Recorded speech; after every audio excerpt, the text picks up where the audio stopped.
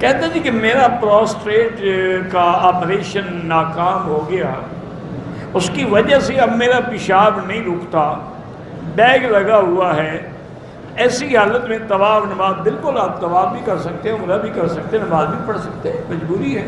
ویسے بھی تو ہر بندے کے مثانے کے اندر بلڈ پیشاب کا بھرا ہوا ہے، تو اگر یہ بھرا ہوا ہے تو کیا ہو گیا؟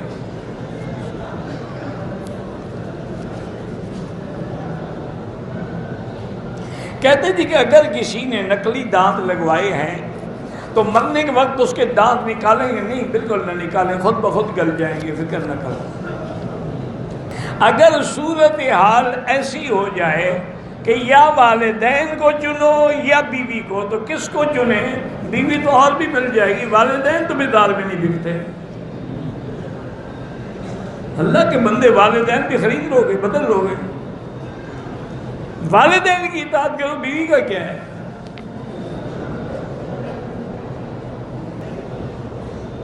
جس بیوی سے خاوند ناراض ہو، عبادت جب جو فرض ہے وہ تو جائز ہے، لیکن بیوی سے اگر ناراض ہے تو بیوی کے لیے بہت بڑا گناہ ہے۔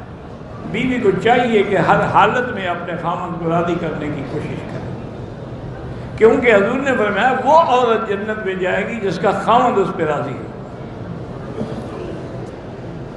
کہتے ہیں کہ میں ایک لڑکے سے شادی کرنا چاہتی ہوں، اس کے والد نہیں مانتے، میری بیٹی استخارہ کرو۔ ایسے عشق، اندھے عشق جو ہے نا، بعد میں ایسا برباد کرتے ہیں کہ پھر آدمی نہ گھر کا رہتا ہے نہ گھاٹ کا، دھوبی کا کتا، نہ گھر کا نہ گھاٹ کا۔ اس لیے استخارہ کرو، اگر وہ لڑکے میں خیر ہے اللہ خود تیرے لیے رستہ پیدا کر دیں گے، اور اگر شر ہے اللہ دفع کر دیں گے۔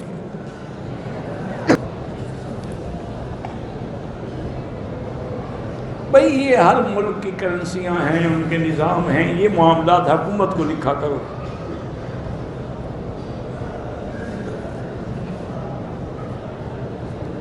کہتے ہیں میرے والدین نے ایک لڑکی کا نام لے کر مجھ سے کہا ہے کہ عمرے سے جب واپس آؤ گے تو ہم تمہارا نکاح وہیں کریں گے، تو میں بھی یہی دعا کر، ٹھیک ہے آپ استخارہ بھی کر لیں، زیادہ اگر آپ کو ہے، مطمئن ہے تو استخارے کی ضرورت ہی نہیں، درکار خیر حاجت استخارہ نیست۔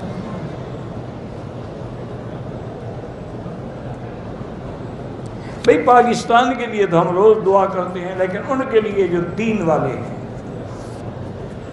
اگر دین سے نفرت ہے تو اس کے لیے ہم دعا نہیں کرتے۔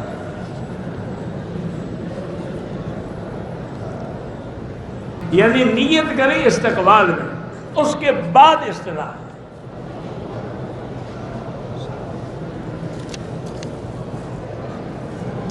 سعودی عرب میں عصر کی نماز اول وقت میں ہوتی ہے، تو علماء احناف کا یہ فتویٰ ہے کہ اگر اللہ حرم لے جائے تو حرم کی نماز نہ چھوڑیں، ان کے ساتھ پڑھیں۔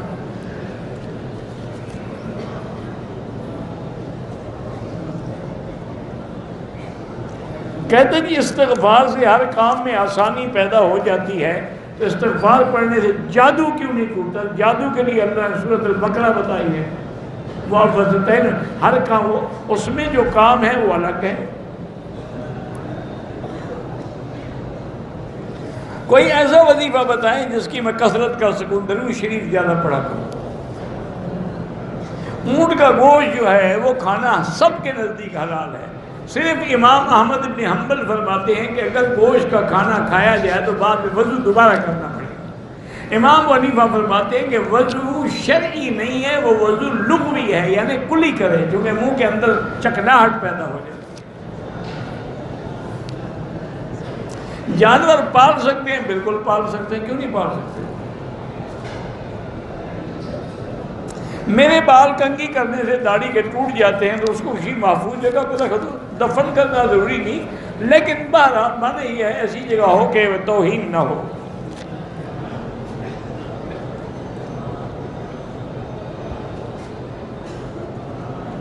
علاج کے طور پہ اگر ڈاکٹر شوہر کا منی عورت کے بچے دانی میں ڈالے تو کیا عورت پر غسل جنابت واجب ہے؟ چونکہ گویا کہ ایک جماع ہوا ہے، خاوند چونکہ نہیں کر سکتے تو اب ڈاکٹر اس کو سرنج کے ذریعے رحم میں پہنچا دیتے ہیں۔ لیکن ایک بات یہ بھی یاد رکھیں کہ وہ منی خاوند کی ہو، غیر کی ہوگی تو زنا بھی شمار ہوگا۔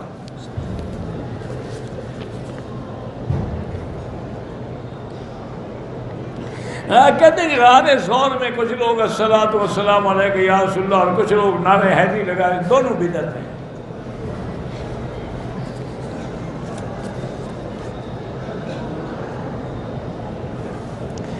میرے کسی ساتھی کو طواف کے دوران بٹوا ملا ہے کہ اس میں رقم ہے، اگر اس کا ایڈریس ہو تو اس کو پہنچاؤ، اگر ایڈریس نہ ہو تو خیرات کر دو۔ قرض دار جو ہے وہ استغفار زیادہ پڑھیں، انشاءاللہ اتر جائے گا۔ اللہ سے پیسے بھی مانگ، ہر چیز مانگ سکتے ہیں، صرف پیسے کیوں مانگتے ہو؟ فی الدنیا حسنۃ وفی الآخرۃ حسنۃ، دنیا آخرت کی بھلائی مانگو۔ ویسے یاد رکھو یہ پیسے مانگنے سے نہیں ملتے، یہ بڑی بدبخت چیز ہے۔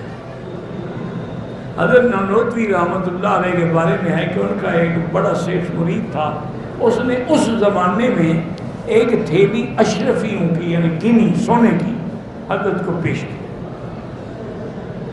فرمایا بھائی یہ کیا ہے؟ انہوں نے کہا حضرت یہ آپ کے لیے ہے، یہ کوئی خیرات صدقات نہیں ہے، یہ آپ کی ذات کے لیے ہے، اور میں آپ اور بھائی مجھے تو ضرورت نہیں ہے۔ انہوں نے کہا حضرت آپ مجھ سے لے لیں پھر کسی ضرورت والے کو یا مدرسے میں دے۔ فرمایا اللہ نے آپ کو بھی تو آنکھیں دی ہیں، پاؤں بھی دیے ہیں، وہاں جس کو چاہو جا کے دے دو، میں کو تمہارا نوکر ہوں کہ تیرے پیسے پہنچاتا پھروں۔ اگلے لوگ کتنی احتیاط، مجھے خود یاد ہے میرے والد سے پڑھا رہے تھے، ایک آدمی نے اس زمانے میں اللہ والا، میرا اندازہ ہے کہ 10,000 ریال ہوں گے، اللہ والا، اس نے پیش کیے اور میں کیا بات ہے؟ انہوں نے کہا حضرت یہ زکوٰۃ کے پیسے۔ فرمایا میں تو خود ذمہ دار ہوں، میں زکوٰۃ ادا کرتا ہوں، میں زکوٰۃ کیسے دے سکتا ہوں؟ انہوں نے کہا حضرت آپ پھر کسی مستحقین کو تقسیم کر دیں۔ فرمایا میں تمہارا نوکر ہوں، اٹھا کے دے پھینکا ادھر جاؤ، جاؤ دبا ہو جاؤ، زکوٰۃ تم پر فرض ہے، خود تقسیم کرو، میں کیوں تمہارے لیے ڈھونڈتا پھروں؟ بہرحال حضرت نانوتوی جب نماز پڑھنے گئے تو وہ بندہ بڑا تیز تھا، سمجھدار تھا، اس نے آ کے وہ تھیلی تھی نا چھوٹی سی، حضرت کے جوتے کے اندر رکھ دی۔ نماز پڑھ کے سلام کے بعد خود جلدی جلدی بھاگ گیا۔ حضرت جب نماز سے وظائف سے فارغ ہوئے اور تشریف لائے تو سنت یہ ہے کہ جوتے کو ذرا ہلایا کرو، خدا نہ خواستہ کوئی کیڑا مکوڑا، کوئی بچھو وچھو، کیوں پہلے تو مسجدوں کے بعد سب کچا ہوتا تھا نا، تو حضرت نے جب ہلایا تو وہ باہر آ پڑی، تو حضرت مسکرائے۔ پر میں دیکھو بھائی جو اس کے پیچھے بھاگتے ہیں یہ اور آگے بھاگتا ہے، اور جو اس سے بھاگتے ہیں یہ پاؤں پڑتی ہے۔ خادم سے کہا یہ لے جاؤ مدرسے میں جمع کرو۔ حضور کی طرف سے قربانی کر سکتے ہیں، کر سکتے ہیں۔ حضرت علی بھی ہر سال حضور کے نام پہ قربانی کرتے تھے۔ ہم عمرے پہ آتے ہوئے اپنی بیوی کو مل سکتے ہیں، بالکل مل سکتے ہیں۔ خاوند ناراض ہو تو بیوی کو چاہیے کہ معافی مانگے۔ روحانی علاج بھی کرایا ہے، کوئی فرق، اصل میں بھی شفا کا اللہ نے ایک وقت مقرر کیا ہے۔ اب تم کسی چکر میں نہ پڑو، ہر نماز کے بعد 7 دفعہ فاتحہ پڑھ کے دم کر لیا کرو، بس اپنا علاج خود کرو۔ کینسر کے لیے جو میں نے دعا بتائی تھی بالکل سب مسلمانوں کو اجازت ہے، اس کے لیے ایک تو آیت ہے لیس لہا من دون اللہ کاشفہ، اور ایک آج میں نے پڑھی تھی ایک بزرگ کی کہ مسلمۃ لا شیۃ فیہا، یہ آیت بھی 1001 دفعہ پڑھے تو کینسر ختم ہو جاتا ہے۔ آپ حضرات کی دعا سے الحمدللہ میں نے بھی اپنے رشتہ داروں کی مدد سے وہاں کی بہاولپور کی جو سب سے بڑی ہسپتال ہے وکٹوریہ، اس میں تھیلیسمیا کا سینٹر الحمدللہ بنوایا ہے، اور وہاں سینکڑوں بچے ہیں جن کو بلڈ دیا جاتا ہے مفت میں، اور وہ پورا سینٹر بھی ہے ماشاءاللہ، ایئر کنڈیشن ہے اللہ کی رحمت سے۔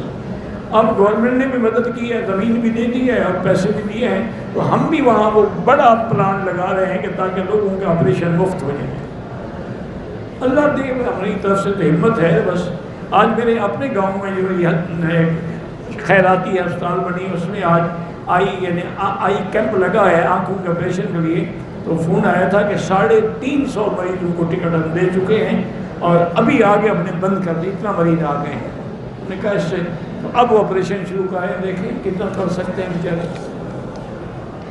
اور وہ بھی مفت ہوتا ہے، اس کے کوئی پیسہ نہیں۔ میں نے دوسری شادی کرنی ہے، پہلی بیوی نہیں مانتی، وہ کیوں مانے؟ پاگل ہو گئی ہے کہ مانے؟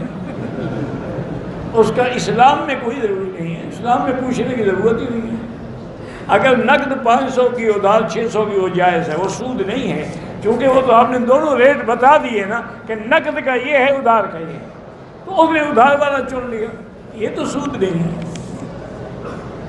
کعبہ پر پہلی نظر پڑتی جب باہر سے آتے ہیں اپنے ملک سے، وہ دعا قبول ہوتی ہے۔ ویسے تو انشاءاللہ جب بھی نظر پڑے اللہ کرے گا قبول ہوگی۔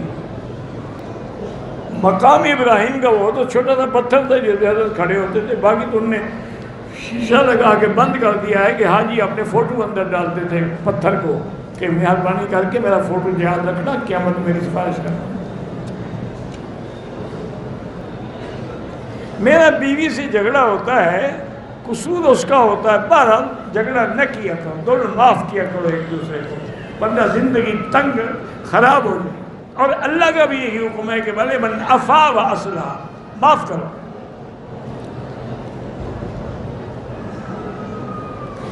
میں نے نیت کی تھی کہ اگر شادی کے بعد اللہ مجھے 1 سال میں بیٹے دیں گے تو میں اعتکاف کروں گا، تو اب جب آپ کو موقع ملے اعتکاف کرنے، رمضان ضروری نہیں ہے۔ عشق اور عقل کا مرحلہ جو ہے، سب سے بڑی چیز اتباع قرآن و سنت ہے۔ عشق ہو تو اللہ سے کرو، عشق ہو تو رسول اللہ سے کرو۔ اللہم صلی علی سیدنا محمد وعلی آل سیدنا محمد وبارک وسلم۔ یا اللہ یا رحمان یا رحیم یا حی یا قیوم یا ذی الجلال والاکرام، یا ذی الجلال والاکرام، یا ذی الجلال والاکرام۔ اللہم فرج ہم المہمومین، نفس کرب المکروبین، واقض الدین عن المدینین، واشفنا واشف مرضانا ومرضى المسلمین۔